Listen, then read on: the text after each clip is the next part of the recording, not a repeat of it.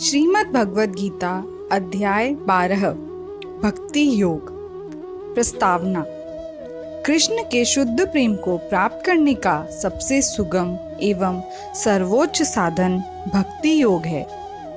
इस परम पथ का अनुसरण करने वालों में दिव्य गुण उत्पन्न होते हैं। अध्याय 12। अर्जुन ने पूछा, जो आपकी सेवा में सदैव तत्पर रहते हैं या जो अव्यक्त निर्विशेष ब्रह्म की पूजा करते हैं, इन दोनों में से किसे अधिक पूर्ण सिद्ध माना जाए? श्री कृष्ण ने कहा, जो लोग अपने मन को मेरे साकार रूप में एकाग्र करते हैं और अत्यंत श्रद्धा पूर्वक मेरी पूजा करने में सदैव लगे रहते हैं, वे मेरे द्वारा परम सिद्ध माने जाते हैं। लेकिन जो लोग अपनी इंद्रियों को वश में करके तथा सभी के प्रति समभाव रखकर परम सत्य की निराकार कल्पना के अंतर्गत उस अव्यक्त की पूरी तरह से पूजा करते हैं, जो इंद्रियों की अनुभूति के परे हैं, सर्वव्यापी हैं, अकल्पनीय हैं, अपरिवर्तनीय हैं, अचल तथा ध्रुव हैं, वे समस्त लोगों के कल्याण में संलग्न रहकर अंततः मुझे प्राप्त करते हैं। जिन लोगों के मन परमेश्वर के अव्यक्त निराकार स्वरूप के प्रति आसक्त हैं, उनके लिए प्रगति कर पाना अत्यंत कष्टप्रद है। देहधारियों के लिए उस क्षेत्र में प्रगति कर पाना सदैव दुष्कर होता है। जो अपने सारे कार्यों को मुझ में अर्पित करके तथा अविचलित भाव से मेरी भक्ति करते हुए मेरी पूजा करते हैं और अपने चित्तों को मुझ पर स्थिर करके निरंतर मेरा ध्यान करते हैं, उनके लिए हे पार्थ, मैं जन्म मृत्यु के सागर से शीघ्र उद्धार करने वाला हूँ। मुझ भगवान में अपने चित्त को स्थिर करो और अपनी सारी बुद्धि मुझ में लगाओ। इस प्रकार तुम निस्संदेह मुझ में सदैव वास करोगे। हे अर्जुन, यदि तुम अपने चित्त को अविचल भाव से मुझ पर स्थिर नहीं कर सकते, तो तुम भक्ति योग के विधि विधानों का पालन करो। इस प्रकार तुम मुझे प्राप्त करने की चाह उत्पन्न करो।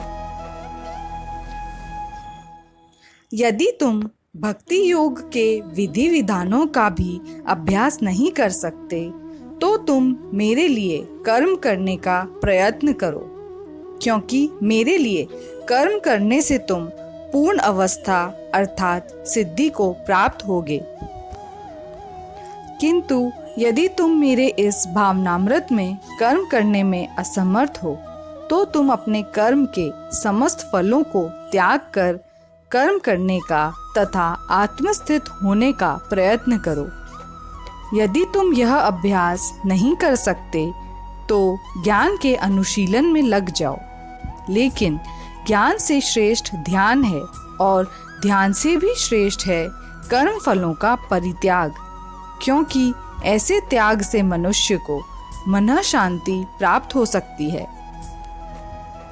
जो किसी से द्वेष नहीं करता, लेकिन सभी जीवों का दयालु मित्र है, जो अपने को स्वामी नहीं मानता और मिथ्या अहंकार से मुक्त है, जो सुख दुख में समभाव रहता है, सहिष्णु है, सदैव आत्मतुष्ट रहता है, आत्मसंयमी है तथा जो निश्चय के साथ मुझ में मन तथा बुद्धि को स्थिर करके भक्ति में लगा रहता है, ऐसा भक्त मुझे अत्यंत प्रिय है।